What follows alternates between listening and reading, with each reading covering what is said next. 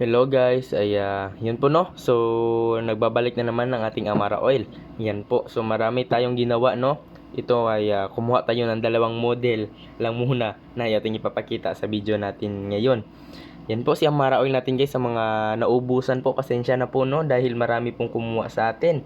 At ngayon ay nagre-restock na naman tayo ng marami para sa inyo at mabahagian ko naman kayo.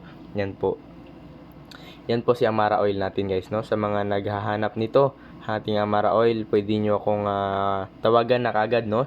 Baka maubusan na naman kayo no. Baka ma-sold out na naman dahil maraming tumatawag sa atin no, na mga manghihilot at mga may sakit no na kaya yun po no, maraming tumawag na po sa akin, nagpatunay nito bro, yung pamamaga ng aking katawan ay nawawala no, nawala na po yung mga nararamdaman ko, mga sakit sa biwang ko. Ay nako, huwag nyo itong basta-basahin guys. Si Amara Oil ay tumutulong po ito sa mga taong sa mga taong mababait. Yan po. At yan po si Amara Oil. Yan po no, konsagradong langis po ito no, ang ating Amara Oil.